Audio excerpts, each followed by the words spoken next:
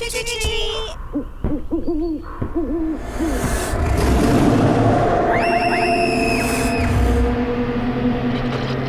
listening to Dead Candy, dedicated entertainment for the dead.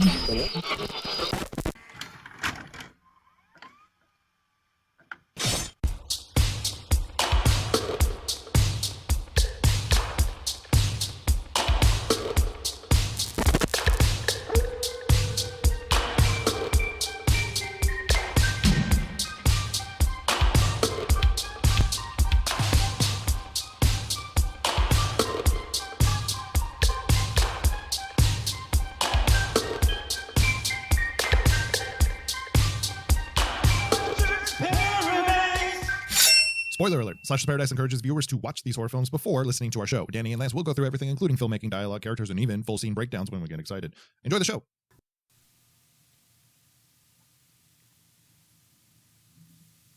I think that's it, Danny. I think that's done. What do you mean it's done?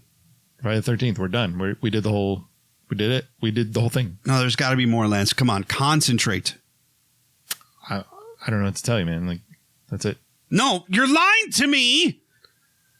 You're right. Actually, we can, we'll do the new beginning. There it is. Yes. I knew you would search your feelings and find it, Lance. Yes. We're back. Slashers Paradise is back.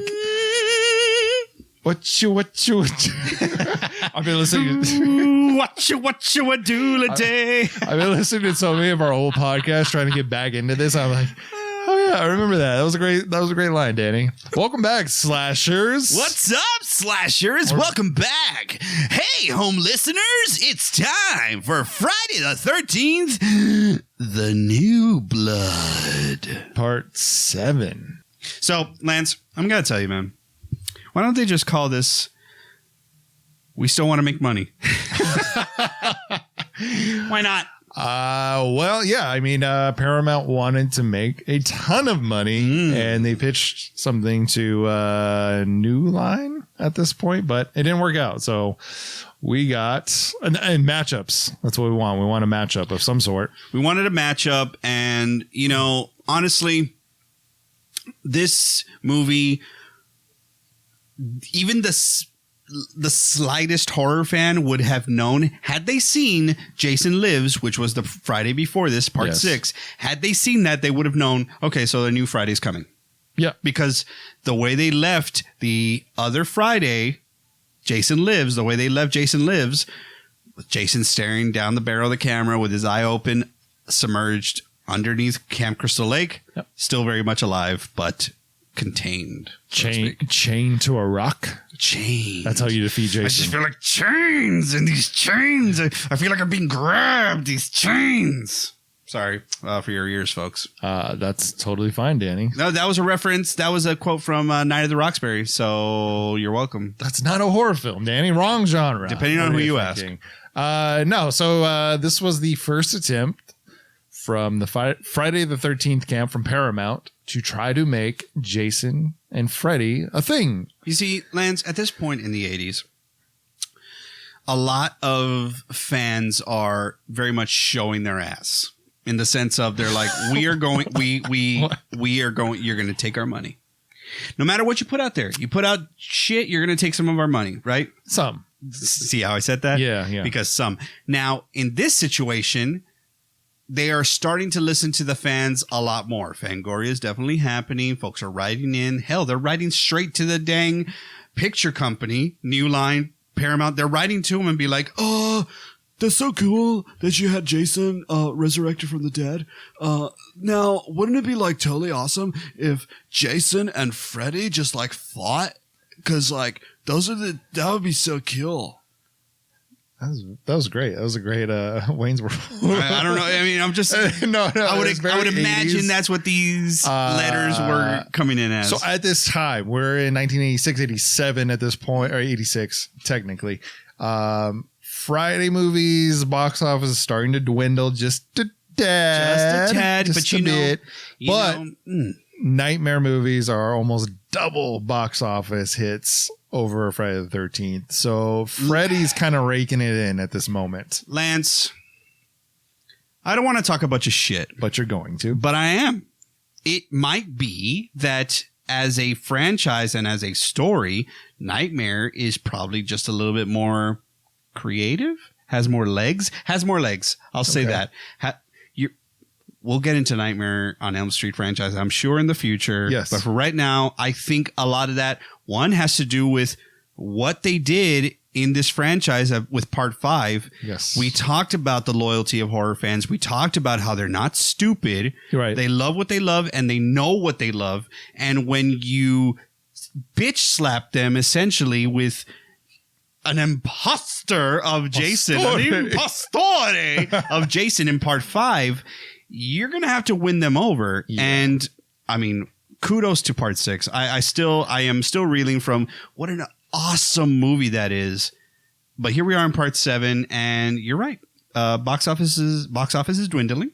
A bit, yeah. Unfortunately, we're not recouping all those fans. Freddy is raking it in almost double the box office of Jason, unfortunately. So Paramount's going, hey, let's make this matchup happen. It's not quite the height of the slasher era, but we're like right at the end of it. So let's make this thing happen. Unfortunately, the two sides can't come to an agreement. So it's the new blood. It's the new Friday the 13th. And we're like, well, matchups still kind of work. You know what would be great is Jason matched up with Carrie. Carrie? Yeah. Carrie Elways from The Princess Bride? I knew you were going to say that. Carrie from the 1976 film. With some telepathy. Yeah, the Stephen King original, Carrie. One of my favorite Halloween movies to watch, by the way. On my Halloween marathon list. Well, very nice, very nice. Yeah, Carrie is a huge fan favorite. A lot of folks, just absolutely love this story. There's an original story by Stephen King that was obviously made into a horror movie. How about this? We're tying it in. John Travolta's in Carrie. Yes. And John Travolta's nephew was in Friday the 13th, Part 6, Jason Lives. Thank you very much. Bang! Got him. There's actually another Carrie reference later in this franchise. We'll get to that. Oh, cool. All right. Can't wait to get into that. So, Jason versus Carrie. Jason versus Carrie. Well, I mean, that's pretty simple. But it's not Carrie. It's not Carrie because there's no way they're going to get Stephen King and or anyone who has the rights to Carrie to sign off on that. So they're like, well, you don't own the rights to telepathy. Or telekinesis. Right. Telekinesis. That's what it was. All right, Dan, we got business to take care of as always. Let's get our slash word first. Ooh. Yeah, I think that's a better idea. We're already 6 minutes in. We need to get that slash word out. Calling in today for our slash word. Danny, you got anybody in mind? I do. I actually I thought about this a lot. And what I wanted was someone who is a genre favorite. Okay. But also, someone who is, well, not a genre favorite for Halloween. Maybe just horror genre fans. We'll say horror genre fans that may have Tim Curry attached to a very specific horror movie, maybe slash with fantasy. But it's not Tim Curry's darkness from Legend calling in. It is actually Blix, the goblin from Legend, calling in with the slash word for today. All right, we'll have to open up our portals for Blix right now. But Blix, you're on the line. Blix, what is our slash word of the night? Hello, slashers. The slash word is trauma. Now pay attention, old box, before I turn you into pork chops. Wow. All right. Yeah. Thank you very much. Thank you, Blix. And as always, folks, just a reminder that slash word is the Slasher's Paradise version of password. When you do hear that slash word that Blix brought to you all, please take a drink of your beverage of choice. Now, Lance, this can be alcoholic, but it also can be non-alcoholic. It can be non-alcoholic, but if you're listening to this episode, we've already launched our happy hour of horror, so we're going to let you choose your own. Choose your own. But we're drinking a little Crown Royal today. We're drinking a little, we're keeping it lice and lice, which is nice and loose at the same time, but also something you don't want in your hair. Shout out to elementary school. What? I hope that's not the slash word. That's not the slash word. No. All right, Danny. It's summer. Let's change our pumpkin spice latte to a pina colada. What is our pina colada for Friday the 13th? You Part 7, son of a bitch. New Blood. You are fantastic, folks. I am hearing that for the absolute first time. It's fantastic. Our pina colada for Slasher's Paradise is a version of Friday the 13th, The New Blood, brought to you by Danny Gonzalez. Here it goes. Jason lives. Again. Jason Voorhees was captured and attached to a huge rock and tethered to a chain at the bottom of Camp Crystal Lake for a time. At one point, we are understanding that Camp Crystal Lake is quite vast, and a family that also had their home on Camp Crystal Lake was having an argument where a young girl who was developing her telekinesis while trying to leave an argument, leave the house that her parents were having, goes into a boat and is so angry at her father for having that argument with her mother, channels her telekinesis that she cannot control at this point, and in doing so not only drops her father into the water, but also kills him. But then later would visit Camp Crystal Lake as a older woman, and when revisiting that memory, inadvertently resurrect Jason, who was hanging out underwater. Folks, I'm not making this shit up. I swear to God.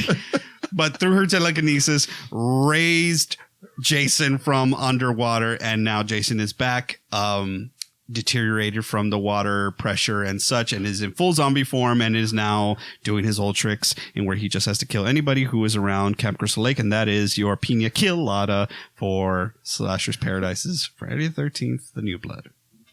Wow. Possibly the longest ever we've ever had. It used to be a pumpkin spice latte around here, but a pina colada's go a little longer. A little longer. A little harder, too. All right, the movie was released on May 13th, 1988. What a year for horror films. Budget was $2.8 million. The box office was $19.1 million. The movie was directed by John Buechler, written by Manuel Fidello, Daryl Hanney, starring Lar Park Lincoln, Kevin Blair, Susan Blue, Terry Kaiser, and for the first time, playing Jason, Kane Hodder. It has finally arrived, folks. We are at the genesis of the fan favorite to portray the hockey mask wearing serial killer Jason Voorhees, Kane Hodder. And this might get me into some hot water, Lance, and I hope it doesn't. But Kane is not my favorite Jason. I'm just going to be honest. It's just not. Not mine either. A lot of folks associate Kane with Jason. I mean, obviously from here on out, they were like, if Kane is not playing Jason, we don't want to see it. We don't want it. And it's so funny because he only really just had 3 movies. Is 4? I believe 4. So he had this one, Manhattan, and Jason X. Is that it? Yeah, so that's the thing. When Freddy versus Jason... Oh, Jason goes to hell. Well, we don't really count that. We'll get there soon. Yeah. So technically 4. Yes, 4 movies. So, yes, I agree that there is like, okay, if anybody's going to be playing this person, it's kind of like they want... Friday fans are very loyal. They wanted their Robert Englund for their franchise. And it's the things that Halloween, Scream... even Texas Chainsaw Massacre are not going to get, because they're pretty much where different people donning the iconic serial killer, especially Scream, right? But in this case, they were like, no, we want our Robert Englund. And Kane provided that for them, especially because at this point in the franchise, this is where... I mean, everything is shot very dark and harsh lighting. It's almost like it is darkness and a spotlight. Yeah, that's what I feel. And to me, sometimes it takes away from what I remember and loved from the Friday the 13th. They felt more moody to me. This one just kind of feels like, hey, let's go to a soundstage real quick and shoot this, even though it's just too harsh of lighting to tell me or trying to convince me that is moonlight. It's not moonlight. That is the brightest moonlight in this world. Yeah, going back on the Kane Hodder thing and the Jason thing, CJ Graham from Friday 6 wanted so badly to be synonymous with Jason. He wanted this role. He wanted to come back. He wanted to be Jason from now on. Instead, we get Kane Hodder, and there's no hard feelings between anybody or anything like that. No. Kane took it and then became kind of the synonymous Jason with that. As far as the lighting goes and what this movie ends up being, we'll get to the reasons why it is the way it is. I always call this one Jason Lost in the Woods because there's a lot of scenes in the woods. You're like, why did this person go there? Like, there's so many weird cuts, and a lot of the movie is just Jason lost in the woods. It just is shot from a low angle up, and I don't. It loses so much for me because like what you saw in Jason Lives was a formula that if they move forward with that was going to rock. You know, I mean, yes, there are still a lot of the darkness, harsh lighting, but they were more creative with it. It felt a little bit more broody. But yeah, there's a lot of like, hey, let's just follow Jason walking through the woods shots. Let's just shoot him from the front because what?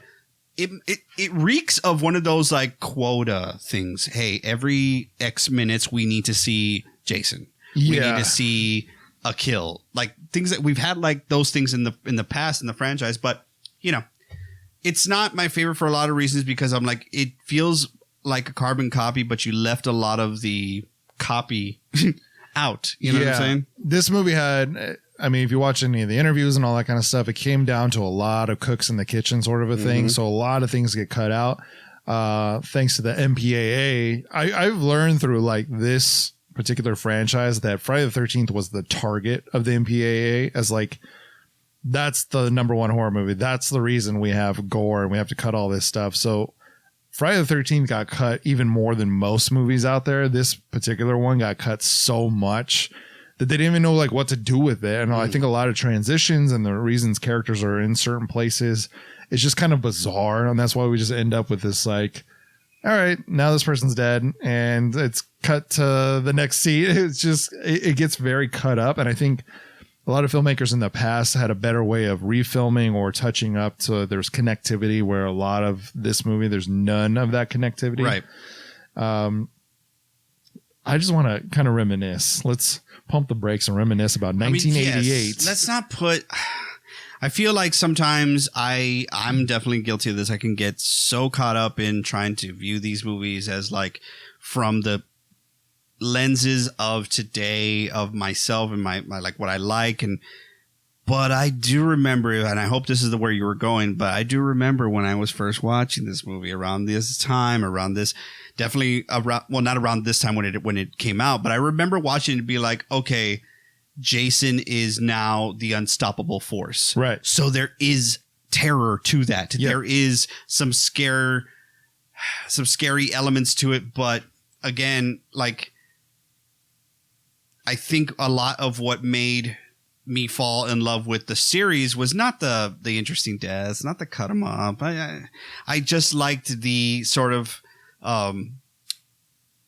the feel of the surrounding areas. And this feels like it could be any woods, any tree, any setting. Yeah. You know, it didn't feel like Camp Crystal Lake. But 1988, what's going on? Oh man, let's talk about some of the movies that came out in 1988. There was like this great graphic a long time ago. It was like, it says like 88 and then it shows you all the icons that came from 88. Oh yes. And I'm not even going to like probably hit them all because I'm already thinking of a few that I think were on that list. But at this time, Child's Play. Mm-hmm.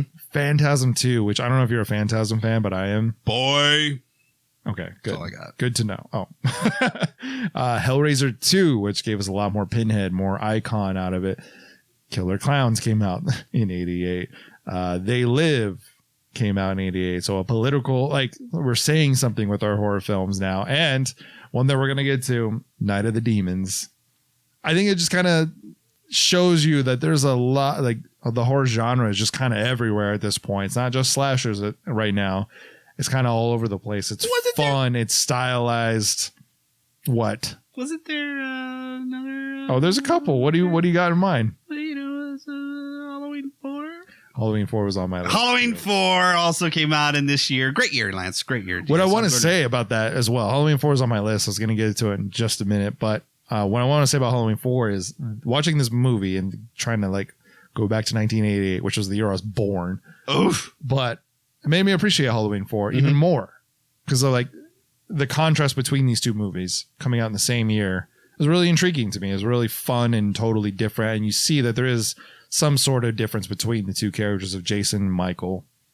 So that was a lot of fun. 88 is an incredible year for our icons. There's another Nightmare on Elm Street. I think it's Nightmare 4 came out that year as well. So we get all of our icons in 88. Michael's back. I mean, we had Halloween 3. Like Michael's been gone for a little while. So he's back. It's a great year for horror films. It is a great year. I mean, like if you're thinking about at this point, it's the new blood. For a lot of people, this is one of their favorites, actually, in the Fridays. I've met some people who are like, yeah, the new blood is my favorite. So now you also got to mention the other ones that you talked about. At this point, if you are a horror fan going to the movies to watch these films, I mean, what a fantastic year. Not only Halloween 4, which is a huge favorite in the Halloween franchise, and all the ones that you mentioned, Killer Clowns and such, but particularly Nightmare 4 at this point, that's like think of the heart of the lineup. So it's like Trey Turner and, Mookie Betts right there. Between Nightmare 3 and Nightmare 4, they are just like fully hitting their stride with like super successes. So it's like, I mean, we talked about going back in time and just wanting to be in a moment. So people are like, I want to see, when the pyramids were built, I guess, or whatever the heck the thing may be. I don't know what else. So like historic events. Mine, I want to go back in time and be in the line for The Exorcist. Yeah. And let me live 88. Just let me live it and experience all the movies that came out in 88, 85 as well. Because that was a good fantastic year. Yeah. But at the same time, yes, 88. What an amazing lineup for the whole year of franchises, new installments in the franchises, and then new horror movies that stood the test of time to this day. Yeah, and what a great time it would have been for Jason and Freddy to kind of match up. I don't know where that movie would have gone at that time, considering both were fighting over the rights, like who wins this matchup and how do we protect each. And like, it was so much more cutthroat then. It wasn't not for the fans. I don't think they understood the fans and the power of the fans back then. They were just like, cool, we'll take your money and we'll give you a product. And because we get different filmmakers for every damn film of Friday the 13th for the most part, it's just kind of like, we can throw anybody in there. And that kind of becomes the attitude, especially after this movie, of who cares? Like, do whatever you want with it. We'll bring them back if we need to. Yeah. So like, imagine how successful the MCU has been, like with the Avengers and things that. They hit it when they needed to hit it. They're like, all right, we're going to do it. We're going to do it now. Yeah. At the height, at the peak interest. So at this point, you had the peak interest of the fans. That movie, whatever the Freddy versus Jason movie would have been at that moment, would have been like huge. Probably would have like broke records all over. Yeah. But they didn't get it, and they pushed and they pushed, and they didn't get it till way later. And maybe the interest had not been at it as high as it was. But yeah, owners of the properties weren't really taking the fans into consideration. They're taking themselves into consideration. Like, let's make sure who wins and let's make sure who's going to get the most money. Is it going to be New Line? Is it going to be Paramount? Exactly. And that's unfortunate because that was the height of it. It would have been a really fun movie, but at the same time, maybe we got something better in the end. We'll get there eventually, yeah, I mean, we got to talk about this movie. But I want to talk about this movie, and we have talked about it a little bit, Lance, but I do want to talk about the things that I definitely want our fans to know that are now the thing of this movie. First of all, the last time you saw Jason, he did not look the way he looks now.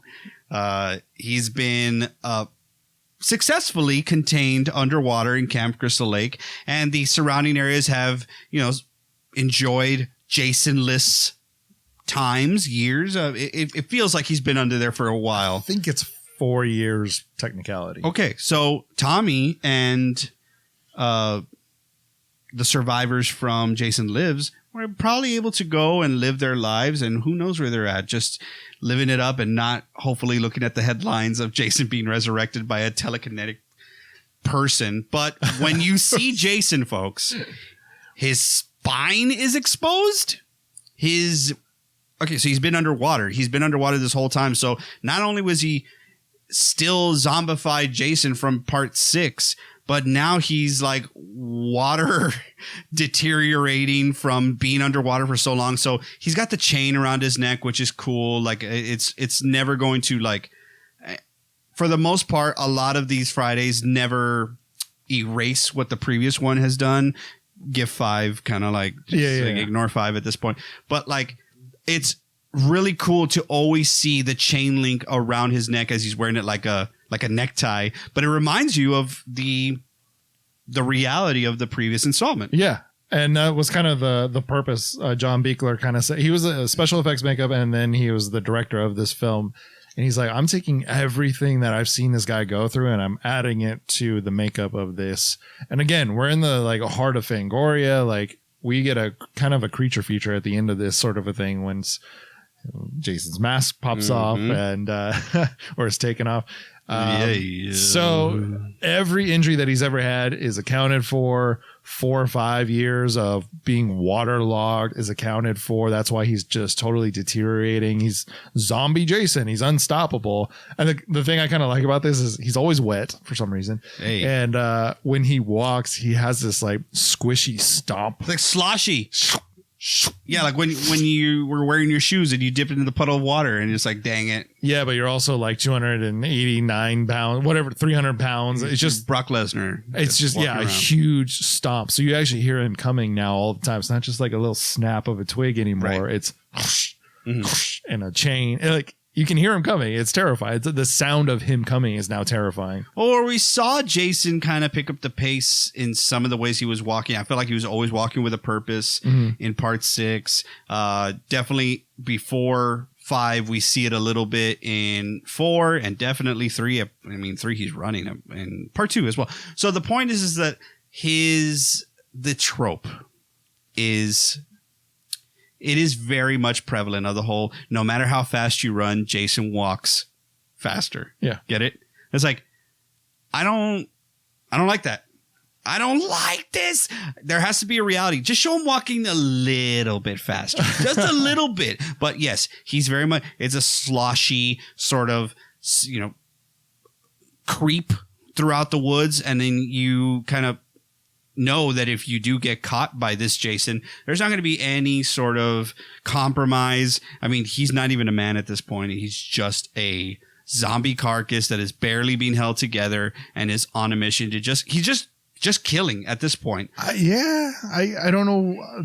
I feel like there's always an emotional tie to Jason. Almost every single movie, there's somebody that's had a past experience with him or some sort of emotional tie, and they always think that Jason's coming after them when in fact he's just like, I don't know, you're here, so yeah, I don't want you in my spot. I don't want you in my spot. Yeah, basically, get out of my area. Territorial in a sense until we take him out of camp. Oh Jesus! Later on, but the point here is that they figured they have the formula figured out, right? They have it. There's like, we're gonna put Jason at Camp Crystal Lake with a bunch of counselors or cannon fodder, Jason fodder, Kane Hodder fodder, huh? Okay. Hey. Oh, wow. To just cut up and kill. And then no real nudity at all in part 6. Well, definitely nudity featured now here in part 7. But the point of bringing up who the cannon fodder is, do we have counselors? No. Do we have children? No. We just have the old story of group of kids getting together and having a good time for a birthday party. Yeah. They're going to surprise one of their friends for a birthday party. And that's the nucleus of the characters that you see. In addition to that, I mentioned it in the Pina Colada, there is a telekinetic powered character named Tina or Carrie, who is going through this like sensory overload therapy. Yeah. So Tina's been invited to go into the neighboring house. It's just actually a cabin right next door to where all these kids are. They're all her age. And Tina has had a pretty rough life, obviously, right? Tina Shepard has had a rough life in where, well, she killed her dad when she was young inadvertently because she was so mad that, all right. So, yeah, he had the argument with the mom, and it's inferred. You don't see it, but it's inferred that he got physical with the mother. So she was protecting her mom and at the same time lashing out at the dad. And so her whole life has been having to wrangle with the fact that she's different. She has these powers. And now as a young adult is with her mom and a doctor, a psychologist who, look, dude, as soon as you meet this guy, he reeks of having ulterior motives. Oh, yeah. Reeks of it. Oh, yeah. However, why does he look familiar, Lance? What is he from, Danny? I thought that too. I'm like, this doctor looks very familiar. And it's almost like I need him to stop moving. Yeah? Yeah. Like I need him to like not move at all and have somebody move him. I see. You see what I'm saying? Yeah, I see what you're saying. Maybe somebody should put like sunglasses on him too at the same time. And then what? A mustache. Okay. And then I'm seeing it. It's starting to come to me. So you put a mustache on him, you put glasses on him. He doesn't move, you move him, and it's on the weekend. And maybe his name is Bernie.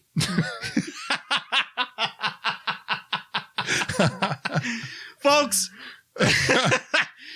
slashers, the psychiatrist, I always get those two mixed up. Dr. Cruz. Dr. Cruz is Bernie from Weekend at Bernie's. He's just, that's who is charged with getting Tina to be better. Isn't that fantastic? I guess. I grew up with that movie as well. I think it's absolutely fantastic. I feel like he was something else the whole time. And then I was like, oh, that's fucking Bernie, dude. It is. It is. But, obviously he has, when I say ulterior motives, I'm not joking, folks. Like this guy is wanting to channel Tina's abilities. Okay, let's just say it. Maybe Matthew Modine's character from Stranger Things is where this inspiration came from Dr. Cruz. Oh yeah. So he knows that Tina's got powers. He's wanting to submerge her or kind of put her in this like, let's go to the scene of the crime essentially. And I want to help you harness and channel these powers, and she doesn't want to. She wants to just live a normal life. As a matter of fact, her mom wants her to do that as well. So when these kids are next door, she tells Tina, yeah, go hang out with the kids. And you could see Dr. Cruz is just like, I thought there was going to be no distractions, meaning I thought you agreed that I can poke and prod at this as your child. But anyway, so you have that element. Right. You have the element of the doctor with the ulterior motives, Dr. Cruz, and Tina with her telekinetic abilities, and then all these kids next door, which one of the dudes is looking at her and she's looking at him, and okay, so there's some love interest and some jealousy. So all that into the mix. Now you have the table is set for Jason to wreak havoc. You're talking about the formula of this. I'm like, this is the perfect formula for a Friday the 13th film. You have a nucleus of kids that are up there for a good time, and then you have a subplot of Tina, her mom, and the doctor, because the mom is always kind of with the doctor sort of a thing, kind of trying to get Tina, like the emotional side of Tina. Sure. Dr. Cruz is trying to get the most out of Tina and her abilities, and then we have Nick, that's who the birthday surprise is for. Yeah. The code name for this movie back then was Birthday Bash, so that nobody knew that they were filming a Friday the 13th movie. It's not as you can only keep a secret so much until here comes Kane and the in the hockey mask. Exactly. Hey, are we filming Birthday Bash or what the hell's going on here? Yeah, but watching this movie, I was like, that's the nucleus. Like that's how you build a Friday the 13th movie. You have a core group of kids, which is cannon fodder, or as you said, Hodder fodder. Hey. And then, your subplot, the characters that you actually care for and follow a little bit more of a dynamic story with. So the 80s are very much happening right now. You could see that in the costume choices, in the hairdos. I had to say it. Finally, I had to bring up the hairdos. Back. Did you see when you all were watching this, Tina's mom's full-on bangs mullet? Fluffed mullet. That thing has like it's like a super rat tail at the end. That thing has got like a whole can of Aquanet per day. But, you know, it's of the times, and I think it's also kind of cool. But, you know, that is a full-on choice. But, you know, I love it. Pastel colors, denim jackets, sweaters wrapped around the neck. This I feel like is the end of the full-on 80s era, and especially in movies. And then 89, we're going to get a little mix of the 90s in there. You know what I mean? So this is like the last full-on 80s Friday the 13th. Yes. Before we get a little bit of a 90s mix in there. I agree. There's some interesting shots throughout the entire thing.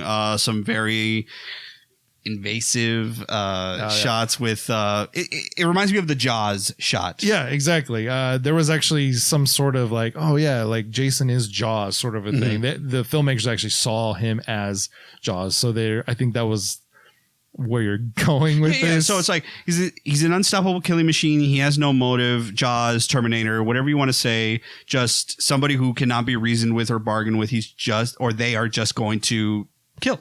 Yeah. So like the shark in Jaws, I see that. Yeah. There's big influence from Jaws. And then there's a big influence from another movie, Carrie.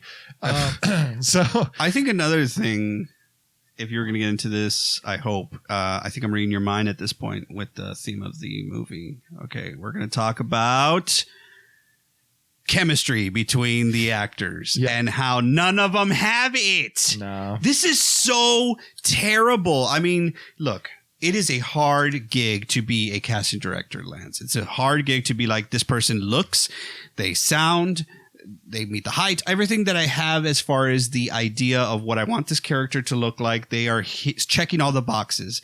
And then, quite frankly, folks, sometimes they get to set they get to set and they're going to act opposite of their counterpart, of their love interest or whatever. And it's just... nothing. Mm-hmm. This movie reeks of that. Not only from Nick, the presumed male lead, but the other couples that are a part of the nucleus as well. I thought that too. Watching this is like we've talked about some of the previous, especially like Friday 3 and 3D. The cast just got along. They became friends. Mm-hmm. This is the first movie that I felt like actors acting, you know what I mean? Like they want to have a career, they want to expand their careers. That's what this feels like, is more of acting, trying to act, rather than just a group of people that are like having a good time making a horror film. It feels like actors. There was so much camaraderie you could tell with the previous installment between like Court and you know the rest of the counselors, essentially. Even the kids in part 6 were like, you know, they were really kind of meshing and gelling with each other. Tommy, Sheriff Garris, just pretty much they checked all the right boxes, and especially the screen test and especially the chemistry test in the previous installment. This one, I know if y'all have seen Crystal Lake Memories, it is definitely referenced that the men who are in romantic relationships with women are real life gay men who just didn't have that sort of chemistry, and they were forcing on them to have these romantic moments. Yeah, they mentioned that. They're like, it just, you could tell that they just were not, it was never going to mesh, whether with it's Tina and Nick or any of the other couples. That is the way it was. It's interesting too, because Nick was actually a recast at the last minute. There was somebody else that was cast in the role of Nick, and Nick came in like, I think a week or two before they started shooting. So he was kind of a replace. Actually, I believe, correction, they had already started shooting, and they actually replaced this character who they had already shot some scenes with. The Back to the Future thing. Yeah. And that suck. Swear to God, man, I never want to be in that position. I have been actually, let me actually correct myself in my own telling of my story. I have been in a position where I booked something and then I got to wardrobe and they were like, actually, we're good. It happens. No. It happens for whatever reason. But back to this movie again. Once you notice it, once you're watching this film and you notice the harsh spotlight in the dark forest, it is not only, as Lance put it, Jason wandering through the woods. Yeah. It's every other character wandering through the woods. You might as well have to leave breadcrumbs because you won't It all looks the same. It is identical. Harsh spotlight into dark woods around trees. None of it matters. None of it makes sense. And then a flash of lightning here and there. But that's it. Yeah. That's what I've always said about this movie. Like, there are some cool kills, but they kind of come out of nowhere. Like, you don't understand why the characters, they might explain it, but there's just no transition scene of getting them there to the woods where Jason is always waiting. He's barely in a house, a cabin, or anything until like the very end for a scene or two, or a death or two, which one is just hilarious to me. We'll get to that in a minute, but it's just this kind of weird. And again, the people that made this film cared, and they wanted it to be good. They knew the previous movies. They wanted to bring something new to the table, and they had an appreciation for it, especially with the special effects. It just turned into too many people adding something here and there. Ooh, wouldn't this be cool? Ooh, wouldn't that be cool? Yeah, I mean, I guess if you're making something like an original film here, like with your friends or something like that, then you can add on and stuff. But when it's funny that you mentioned that, because we make films ourselves. We put it on YouTube. It's our cinematographer Christian that always checks us and goes like, okay, but how did they get there? Right. When we're writing, we're like, okay, and then this scene happens, and then this scene, and we get so excited. And our friend Christian, our cinematographer, always checks us like about the rules of cinematography. Right. I feel like they're kind of missing in this because we have no idea, or it just feels random that these people end up in Jason's zone throughout the movie. So if you've ever played Friday the 13th, the game, you know, one of the things that the game developers kind of honed in on was his sort of teleportation. He just kind of appears. Yeah. And I'm like, that's not a real thing that a person or just somebody who, for a humanoid, should be able to do. Yet this is where they got that from. The fact that he just appears here and there. And also another thing about Jason, I want to talk about real quick about the appearance. That is not it for me. Even if he did have them in the previous installment, the screens in front of the eye holes, I didn't notice them as much in the last one. Oh, I noticed them this time. Yeah. It is Halloween 5 screens in front of the eyes to make those blackest eyes, the goalie's eyes, to just make those black eyes the whole time. But I'm like, when you're using these harsh spotlights, you can't hide it. Yeah, especially in HD. We've talked about that as well. When all these movies got upgraded to 1080 4K, now all of a sudden you're picking up a lot more detail. So those lights shine right off of the black screen, especially on the left eye. He doesn't always have it on the right. Sometimes he does. Yep. There's even a scene where he doesn't have it on either. You can actually see like a shine off his left eye, which you're not supposed to. Yeah, because the screen, if you shine into it, it's like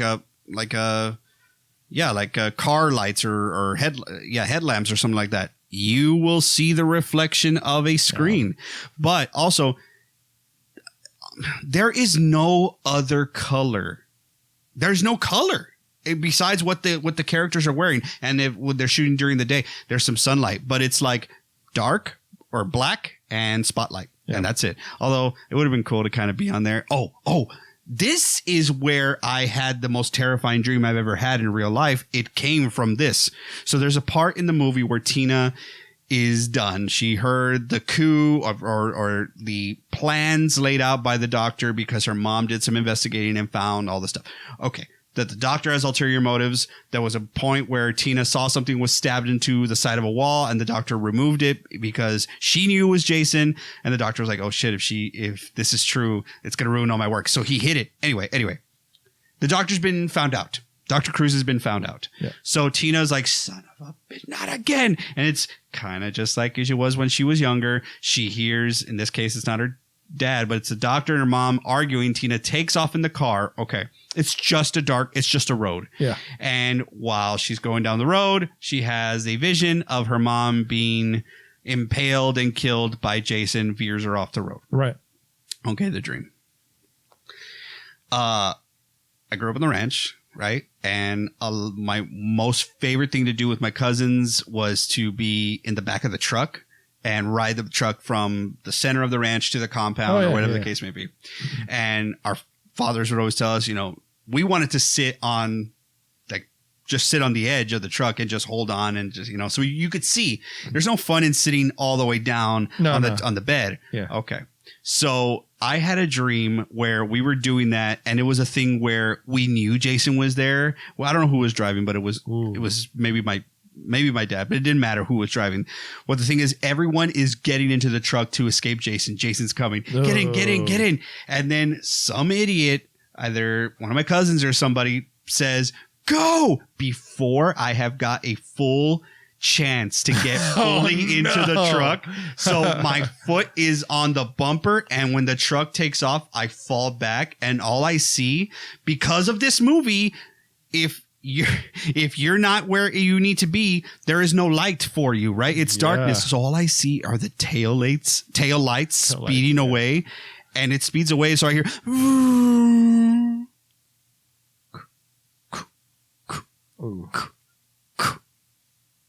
and then I wake up. How freaking terrifying is that? It's Jason catching up to me, but it's from this movie. Yeah. It was just that sort of sloshy walking, stalking sort of sound, and that's how I wake up. Dude, terrifying. But yeah, that is terrifying. I mean, this movie in general, it's okay. It's not the worst. It's not the best. It's got a lot of Jason in there, and I do like some of the special effects. If you're gonna go full zombie Jason and have him deteriorating, I'm kind of into the whole jaw grinding thing. You know, I mean, like if you are going that route, I'm into the jaw grinding thing, exposed teeth as well, but don't show me the black screen that is supposed to be the inside of his eye. But I understand. That's us watching in HD and stuff. So like a lot of this was not caught on VHS or even in the theaters. So how crazy is that too? You know, just imagine like totally different technology and watching your movie 30 years later, like, oh shit, like I never would have noticed that. I mean, some of the stuff does, like, they do have to approve some of these 4K transfers and such. Like when I think it's Halloween that has gone through the most 4K scans and transfers and stuff. A lot of it really holds up, even though it's as clear as day. Yeah. But stuff like that where you cheated and you're like, nobody's gonna be able to see it anyway. Well, you never know. Technology gets better. I mean, eventually I hope I'm live in a world where it's so technologically advanced that you just get to just be in there. I want to be in the barn. Oh, you know? Oh yeah. I mean, VR is getting there at this point. Let's do it. Let's do it faster. Oh my god! Be careful what you wish for, man. We're getting there real fast. I know the machines are taking over. I know. Experiencing some Skynet shit real quick.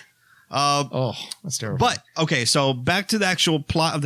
So the idea is that they're going to throw this party for their friend, and it's going to be great, and it just never pulls together because the person they actually are throwing the party for never shows up.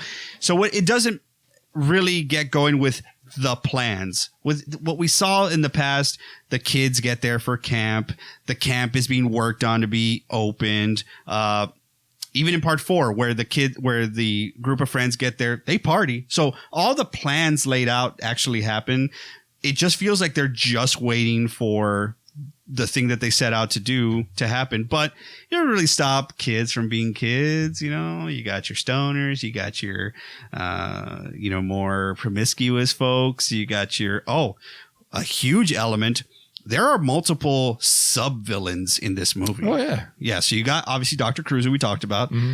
When I say sub-villain, Jason's the overall villain. It's the thing that I remember from part 4, where we see the biker gang die by, Jason kills the biker gang, and you're like, I feel weird. Yeah. I feel weird because they're bad people and they're dying. So in this movie, you have... Susan? Obviously, Dr. Cruz. Oh, Dr. Cruz, yeah. And who did you say? Susan. Susan, who is Susan is she plays Melissa, but she is the... Oh, you're right. Yes. Jealous. She's the mean girl. She's the mean girl who is very much into Nick, right? Yeah. And is doing everything she can to make Tina feel like an outcast. Just super mean girl. Yeah, so she wants Nick. I hate it, man, because no, I was never a kid who had telekinetic powers and was like, yeah, I wish I would just fit in with everybody else. But she makes Tina feel like an outcast And Tina doesn't need help feeling that way. She already kind of feels that way. So Right. I just don't like it. I don't like bullying in movies. It just makes me feel like terrible. But yes, Melissa is just awful. Just awful. But you know that she's not going to be immune to surviving Jason. No, absolutely not. And I think it's her death that cracks me up the most. Or yeah, it's the tree with a head in it, kind of a thing. But yeah, you're right though. I mean, you're right. It makes you feel weird because like, who am I supposed to root for here? right. But the thing is, like, at this point should know, and I feel like the filmmakers and producers did not know. We are rooting for Jason in the end. Like, we want to see Jason do his thing. We want to see him kick ass. I think that's a Sean S. Cunningham quote. In fact, is like, we just want to see Jason kick ass. Well, the only thing that you have as a audience member at this point that you can identify with the whole franchise is the constant, which is Jason and Freddy and Michael. Yet it was Jason and Freddy that you wanted to see fight each other. I never really wanted to see Michael in one of those, like, you know, versus movies or anything like that. And I didn't want to see Michael kick ass ever. No. Jason, though, the way that his MO is, it loaned itself to that style. I said it the other day. I was like, the quote I wanted to share on the show is that Jason's almost a mirror of what's around him. So you can stylize it as much as you want. You can do as much as you want around him. You can put him in modern day. You can put him in old day. Like, it doesn't matter. He should be the vessel of the times. You know what I mean? Right. Like, you should put everything around him. Michael, that doesn't work. Because I just said it. The appreciation I have for Halloween 4 versus this movie is even wider now because of the seriousness of Halloween 4 and the depth of the story versus a kill fest, which is Jason versus Carrie in this movie. You know what I mean? So, well, they wanted it. They get it. Let's talk about it. The ultimate final showdown between the Carrie-like character of Tina versus Jason. Essentially, the fans were thinking, what would it be like if someone could match up with Jason? Yeah. Could have something, one up on him. And in this case, someone who can move things with her mind, cause havoc with either levitating you or throwing you around, would fight somebody like an indestructible sort of killing machine like Jason. So we get it. And we get a lot of cool moments. This is where the movie gets straight up cool. Yeah. And I actually appreciate it because Jason's surprised by it. Yeah, I would be too. Like, well, I mean... If we're at zombie Jason, if we're at zombie Jason, you think like brainless, but he's not. Like, he's still surprised when Tina's like pulling branches around him and like pulling moves, and he's like, "What the hell is this?" He's like, "I know I'm an idiot, but I know that's not normal." I give credit to Kane Hodder because I think the next few movies he has a moment of like, "What the hell is this?" You know, he always has this surprise, like, "I didn't expect that. I've never seen that before." Yeah. So there is some intelligence or brain matter to Jason and Kane Hodder's portrayal of him. And with Kane Hodder's portrayal, you get now the signature is 100% his when he's brooding and or going to make a kill. I know my boy Lance here has definitely done it when he's donned the hockey mask. The heavy breathing shoulders, being affected by the heavy breathing. It's terrifying. It's honestly terrifying to see him just kind of look where he needs to go and then just take this huge hulking breath. And you're like, oh, man, I could imagine the breath that needs to go into that body. I don't know. It's just like he shouldn't be breathing, or I don't know. Like, it's just as like it's something as simple as heavy breathing, but it adds because you're like, is he supposed to breathe normally? Because it breathes life into the character. Like, absolutely. If it's just Michael Myers, you hear the breathing. It's the shape. You know what I mean? But this is Jason. That's what makes him different. I think Kane did breathe new life into the character. It's the Jason that we know today. So we got Kane Hodder fodder. We got Kane breathing new life into the new blood. I mean, come on. I mean, they're all here for us, folks. I will say, though, the things that the fans ended up wanting in a movie that was pitting Jason versus somebody, they get. And I don't know if anybody was ready, though, the last time we saw Jason's face without a mask, it was part 4. I believe. Well, six technically. So at the beginning. Oh, sure. But that one, okay. So in part 6, it's kind of very silhouette-ish. You know, it's like from far. You don't really see you don't really see it full on close up with a lot of light. You know, there's a lot of shadows and it's raining and such. In this one, in the fight with Tina, she's throwing hanging chandeliers at Jason. She's wrapping him with vines, electrocuting him. She's doing everything she can to, you know, destroy this dude. And then at one point, she's like, you know what? I'm going to mentally attach to the thing that's on your head, your mask, and I'm going to tighten it so much that it starts cutting into his skull and ooze starts coming out. I hope y'all aren't eating at this point. And ooze starts dripping out so much. The pressure is built up so much that the mask pops off his head. So for like a good portion of the end of the film, you do not see Jason with his hockey mask anymore. No. But when the mask pops off his head, he turns around. It is so gross. But what a beautiful eye he has.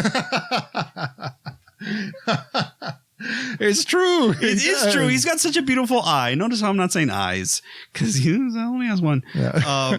But Kane Hodder does a lot of these like, you know, he's like, okay, you made me zombie. You got my teeth exposed, my jawline exposed. He starts doing these like chewy sort of like. Yeah, he does. It looks like he's very expressionate. Like he is an actor at the base of it. You know what I mean? So he does express physicality no matter what, even through the mask, his eyes all the time. Well, the cool thing is that people don't realize is that Kane Hodder is a stuntman first. Right. And then they traditionally would get stuntmen to play Jason, whether it was Jason, Michael, that was usually the thing. Let's get a stuntman because it doesn't make sense to get an actor and then have it to change it out when he's masked and we could just have a stuntman who can kind of act. Well, Kane was actually a more accomplished actor than a lot of people thought he would be. Added a lot of great characterizations to Jason that we know and love today. Wasn't the tallest Jason. No, 6'2". Yeah. I mean, shit. 6'2" ain't nothing to sneeze at. Yeah. Okay. All right. Because you're what? You're 6'10"? I'm 6'4", almost 5. You're 6'5". I would almost be the tallest Jason. Well, okay. Well, we'll get into like the later Jasons because there's some pretty taller. There's some pretty tall Jasons that come in after Kane. But as far as girth, no. Nobody's got can hold a candle to Kane. But dude, it's pecs into shoulders into neck into head. that is Kane Hodder. That is the Jason that he created. Trap City. But in any case, it's obvious that this is not going to be a traditional end fight. You know, Jason's going to be put through the ringer. And that's what fans wanted. They're like, yeah, the reason Jason didn't die is because you didn't do this to him. Oh, because you didn't do that. And so the filmmakers, I'm sure, were probably like, okay, we're going to do it all to him. Yeah. We're going to electrocute him. We're going to strangle him. We're going to drop him into a bottom of the basement from the second floor. We're going to do it all to him. We already drowned. So it's just like, I feel like this was super fan service before like what we see today, which is like when they're redoing the end of the Star Wars trilogy, the most recent trilogy, to service the fans and things. You see fans directly influencing decisions in movies.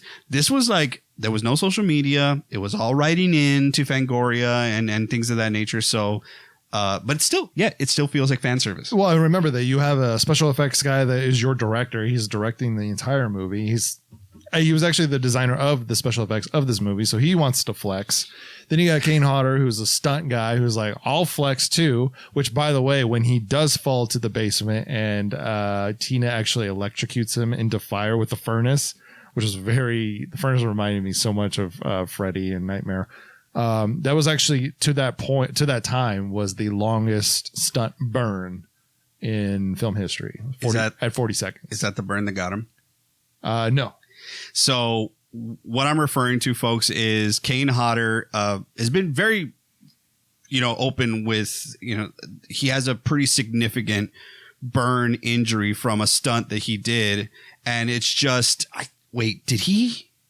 did it happen before this movie? I think that was what it was, is that he had already had that accident and then he did this burn. Whatever the case may be, Kane Hodder as a stuntman has done many burn walks and stunt burns, and this one, as Lance mentioned, was super long, but was actually, you know, cool. Like nothing ended up happening as far as like he didn't get injured or anything like that. But yeah, Kane Hodder is a pretty significant burn injury from one of his stunt burns. Yeah, that's why we see him wearing gloves and all that kind of stuff. He wears gloves and you can see it on his neck. There's actually a story it's not from this Friday. There's another Friday where one of the filmmakers' children were on set and actually walked in on him changing out of the Jason costume, saw some of his burns and was scared. And Kane Hodder's such a cool guy that he actually brought the kid over and was like, it's okay. Like, it's not scary. This is just my skin. He's like, touch it, you know, and made the kid okay with it. Like, that's kind of where he is with the burn and all that kind of stuff. He's more protective of other people seeing the scars and all that. Yeah. But it happened like so the burn stunt, I think, happened like in the late 70s. So it was before this film. So I think that's what I remember being so super significant that he had this injury and still yet he was like, yeah, I mean, this is my job. I'm a stuntman. Let's do it.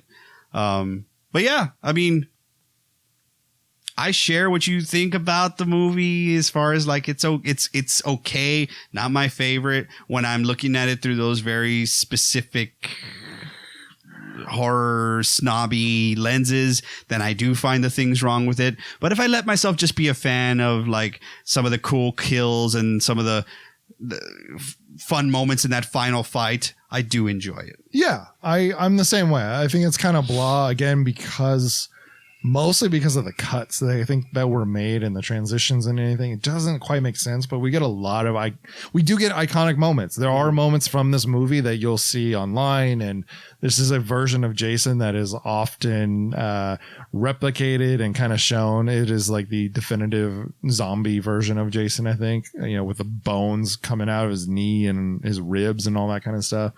So again, it provided iconic moments. It put out an iconic Jason and is valuable to the franchise. Yeah. If Jason, well, not if, the Friday the 13th franchise jumps the shark big time, meaning like they get too ridiculous. This is, if it wasn't before, was the start of it all. But very cool moments. The fire walk is a lot of fun to watch, but yeah, I mean, it's a Carrie versus Jason. How many times are we gonna have to say that? But right. So again, the people that were part of this did care about the movie and they wanted to continue this story. This was supposed to be Freddy versus Jason. It didn't happen. So now we go to the end of this movie and it's Tina survives, Nick survives, we don't know if Jason survives. Well, kind of do. Just so you know, folks, the way that they got rid of Jason in this movie was that the final fight is happening right near the dock where Tina as a kid drowned her father and Jason is about to kill both of them. And Tina is, I guess, reaching out to her father telekinetically, and her father rises from the watery grave to bring Jason down into the lake. And of course, Tina faints right after that. And was it a dream? Did it really happen? Did she end up killing Jason earlier when she threw him down? Whatever the case may be, they do bring it back to the ambiguous end, as was a staple of a lot of Friday the 13th movies. So this is where all the interesting facts come in. The backstory of where this was supposed to go and could have gone. The father in the lake had this great makeup that was designed for him. It was like this skeletal figure or feature, you know, and I remember eyes were sunken in, and that's what it was supposed to be. Somebody in the production company was like, nah, I don't like it. Don't do it. So basically you can almost see like the prosthetics are ripped off this guy and it's just a random dude. Which doesn't make sense because it would have been well over 10 years, 15 years. Yeah. That he would have been deteriorating in the water. Jason could be waterlogged after 4 years, but her dad cannot be after 15 years. 15 Even the sweater he was wearing was still in mint condition. Oh yeah. He just looked wet. He got a little wet. Yeah. His so dad, yeah. I think a lot of the fans have kind of rested on the idea that no, she didn't. that didn't happen. Because if it did happen, the father would have looked as, Happy Father's Day creep show style. Right. Yeah. Yeah. It's got kind of that vibe. Yeah. So John Buechler, the director and the FX designer for this, wanted to continue the story from the very end of this, which is Tina and Nick in the ambulance leaving. And basically everyone blames Tina for the murders for her kinetic. Wow. Yeah. So she's in the hospital, chained to her bed, basically. Nick is trying to, state his case. And Jason comes and wreaks havoc in the hospital. That was the idea from the director of this movie. Now, there's 2 other versions of this movie from the 2 actors, the 2 survivors. Mm-hmm. So the girl that plays Tina, Lara Park Lincoln, actually wrote a script with, I think, her husband, I want to say.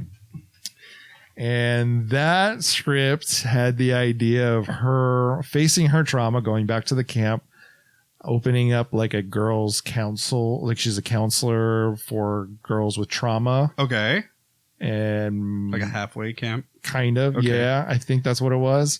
And Jason comes back and wreaks havoc, of course. And then Nick's was probably my least favorite, where all of this movie, New Blood, was a dream. Oh, no. And then he gets to be the killer in the next movie. I really hate that fucking shit, man. How self-serving can you be?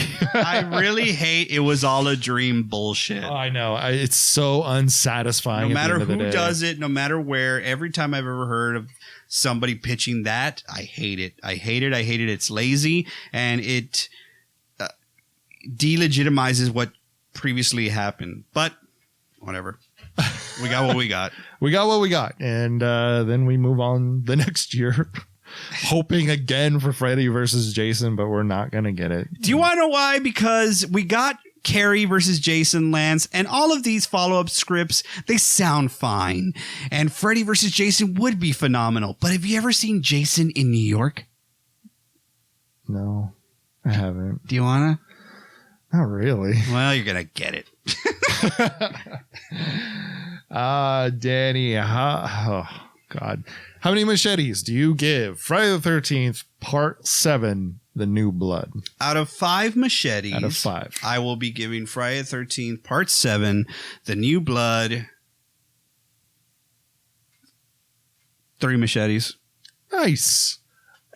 This is an A for effort kind of a movie for me. I don't love it. I don't hate it. It's not the best. It's not the worst. It's somewhere in the middle, kind of blah, but I get a lot of cool stuff. Iconic moments. Sure. Stuff you're going to remember. I also give it 3 machetes. There it is. So, all right. Until next time, remember to lock your doors, bolt your windows. And okay, you big hunk of a man, come and get me. And join us next time in our Slasher's Paradise. Need a little touch-up work my ass. Hey, did you hear anything you like? Thanks for listening to Slasher's Paradise tonight. Did you know that you can watch our podcast? Where? YouTube.com. If you go to YouTube.com, look up Slasher's Paradise, you'll find the Dead Candy page. And there you can see all of our podcasts, as well as a few shorts that Danny and I have put out. While you're there, please subscribe. And while you are listening here, go ahead and find yourself that rate and review button. 5 stars is what we would love for you guys to give us. And you know what? If you can't think of anything to say in the review, why don't you go ahead and put some recommendations and or requests of horror movies that you would love for us to talk about. If you'd like to find out more information about Slasher's Paradise or Dead Candy, the producer of our show, you can head over to facebook.com/deadcandyfix. That's DED Candy Fix. Here's to you guys. This is Slasher's Paradise. Sorry, I had to work that in. And I'm going to drink on that.